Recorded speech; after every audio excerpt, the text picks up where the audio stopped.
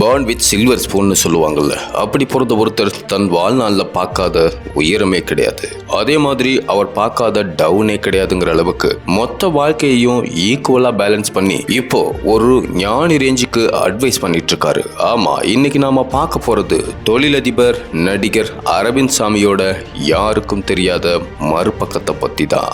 90களில் இவரை சைட் அடிக்காத பொண்ணுங்களே இருக்க முடியாது. எம்ஜிஆருக்கு அடுத்து செம கலரா கியூட்டா தமிழ் சினிமாவுக்குள்ள ஒருத்தர் என்டர் ஆகுறாருன்னா அது அரவிந்த் சாமி தான். இன்னும் சொல்லணும்னா சாக்லேட் பாய்னு ஒரு டேர்ம் உருவானதே இவரால தான். அந்த அளவுக்கு ரொமான்ஸ்ல பெண்ணி இருப்பாரு மனுஷன். இப்போ சினிமா இல்லாம இவரோட சொத்து மதிப்பு 3300 கோடின்னு சொல்லிக்கிறாங்க. ஆனா அப்படி எதுவுமே இல்லைன்னு ஓபன் ஸ்டேட்மெண்ட் கொடுத்திருக்காரு. ரீசெண்டா இவர் நீயனான கோபிநாத் கூட பேசின இன்டர்வியூ செம வைரல். இவ்வளவு நாளா இவரை ஆனழகன் அழகானவர்னு சொல்லிக்கிட்டு இருந்தவங்க எல்லாம் இப்ப இவரை எப்பா இவ்வளவு அறிவா பேசுறாருலன்னு சொல்லிட்டு இருக்காங்க. இவரோட இன்டர்வியூவை 1 மணி நேரம் பார்த்தா போதும், ஏதோ புது பாசிட்டிவ் மனசுக்குள்ள ஓடிக்கிட்டே இருக்கிற மாதிரி ஒரு ஃபீல் கிடைக்குது. இது என்னோட பர்சனல் எக்ஸ்பீரியன்ஸ்.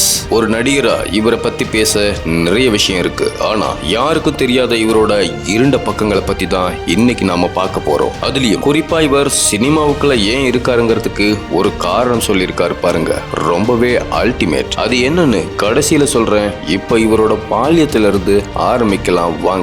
அரவிந்த் சாமியோட அப்பா வி.டி. சுவாமி அந்த காலத்திலேயே பெரிய பிசினஸ் மேன். இரும்பு பொருட்களை எல்லாம் எக்ஸ்போர்ட் பண்ற கம்பெனி ரன் பண்ணிட்டு இருந்தவர். அம்மா வசந்தா சுவாமி, இவங்க பெரிய பரதநாட்டிய கலைஞர். பிறப்புலேயே அரவிந்த் சாமி குடும்பம் வெல்த்தியான குடும்பம். ஆனா இவருக்கு அப்போ பாக்கெட் மணியா 10 ரூபாய் தான் கொடுப்பாங்களாம். பெருசா எந்த பண கஷ்டமும் இல்லாம வளர்ந்திருக்காரு. ஆனாலும் கஷ்டம்னா என்னன்னு தெரிஞ்சுக்கிறதுக்காகவே இவரை பஸ்ல தான் ஸ்கூலுக்கு அனுப்புவாங்களாம். சென்னையில இருந்து 30 கிலோமீட்டர் தாண்டி இருக்கிற ஒரு கிராமத்துல இருந்து டெய்லி சிட்டிக்கு பஸ்ல வந்துட்டு போவாராம். காலேஜ் படிக்கும் போது ஃப்ரெண்ட்ஸ் கூட சேர்ந்து ஆட் ஷூட்ல நடிக்கிற வாய்ப்பு வந்ததுனால வெறும் பாக்கெட் மணிக்காக அந்த வாய்ப்பை பயன்படுத்தி அதுல வர்ற காசுல குடி தம்முன்னு அந்த வயசு பசங்க பண்ற எல்லா தப்பையும் அப்பவே பண்ணாரா. அது அரவிந்த் சுவாமியே ஒரு பேட்டியில சொல்லியிருக்காரு. அப்புறம் எதிர்பாராத விதமா சினிமாவில் நடிக்க வாய்ப்பு கிடைக்குது. தளபதி படத்துக்கான ஆடிஷன்ல கலந்துகிட்டு செலக்ட் ஆகிடுறாரு. ஆனா வீட்டுல ஒத்துக்க மாட்டாங்கன்னு மணிரத்னத்தையே அவங்க அப்பா கிட்ட கூட்டிட்டு போய் பேச வச்சிருக்காரு. அப்போ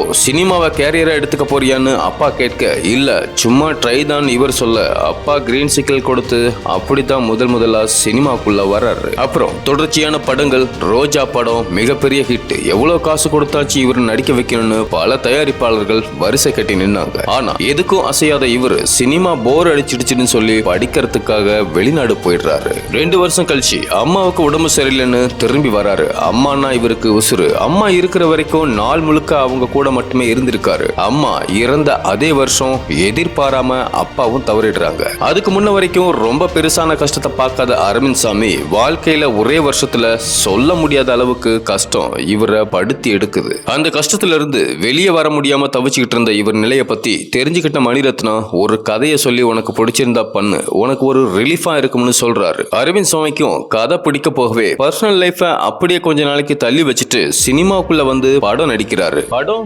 300 நாள் தாண்டி செம்ம பெரிய ஹிட் ஆகுது. அப்படி அவர் நடிச்ச படம் தான் பம்பாய். மறுபடியும் தயாரிப்பாளர்கள் இவரை மொய்க்க ஆரம்பிக்கிறாங்க. தன்னோட வழியிலிருந்து வெளியே வரணும்னா தன்னை பிஸியா வச்சுக்கணும், அதுக்கு ஒரே வழி சினிமா தான் முடிவு பண்ணி இந்திரா, மின்சார கனவு, பாலிவுட் படங்கள்னு தொடர்ந்து பல படங்கள்ல நடிச்சிட்டு வர்றாரு. டாப் ஹீரோவா இருக்கும்போது கல்யாணமும் பண்ணிக்கிறாரு. அதுவும் கொஞ்ச வருஷம் தான் நிலைக்குது. இவர் முதல் மனைவி காயத்ரி இவர் வேணாம்னு சொல்லி 7 வயது மகள் 3 வயது மகனை இவர்கிட்டயே விட்டுட்டு வேற கல்யாணம் செஞ்சுட்டு போயிடுறாங்க. திக்கு தெரியாம நிக்கிறாரு. ஒரு பக்கம் அம்மா அப்பா இல்ல, இன்னொரு பக்கம் பிசினஸ் பிரச்சனை, மூணாவதா இப்போ பசங்களை வேற பாத்துக்கணும்னு ஒரே சமயத்துல பல சுனாமிகளையும் பார்த்துட்டாரு. இப்போ மறுபடியும் சினிமாவுக்கு பாய் சொல்லிட்டு தான் அப்பாவோட பிசினஸ் பாத்துக்க போறாரு. இவரு சினிமாவை விட்டதுக்கு பசங்க தான் காரணம், அவங்கள பக்கத்துல இருந்து பாத்துக்கத்தான் இவர் போனாருன்னு சொல்றாங்க. பிசினஸ் காசுக்காக பண்ணாம அதுல இருந்து நிறைய கத்துக்கணும்னு நினைச்சு பண்ண ஆரம்பிக்கிறாரு. அதுல தன்னோட 100% கொடுக்கிறாரு. அதுல வெற்றியும் அனுபவிக்கிறாரு. அந்த சமயத்துல தான் 2005 இவருக்கு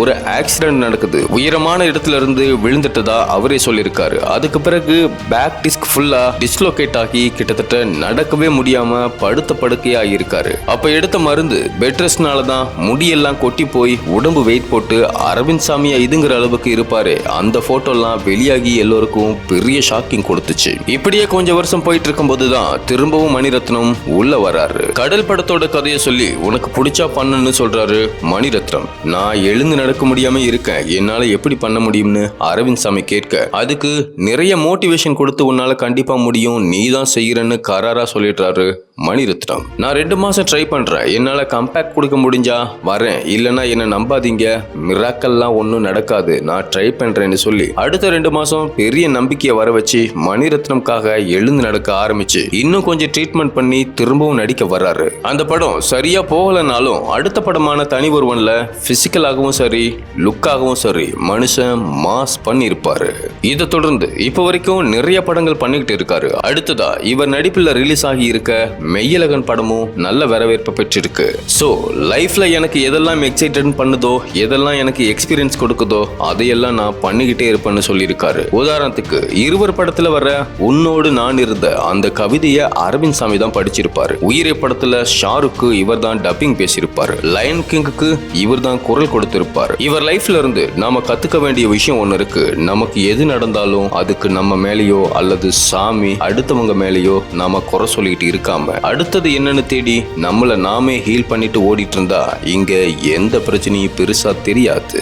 இந்த பிரபஞ்சத்துல நாம ஒரு தூசி கூட கிடையாது. அப்படி இருக்கும்போது நமக்கு வர்ற பிரச்சனை தூசியை விட ரொம்ப சின்னதுன்னு சொல்லியிருக்காரு. இத ஒவ்வொருத்தவங்களும் சரியா புரிஞ்சுக்கிட்டா நாமளும் முன்னுக்கு வரலாம்.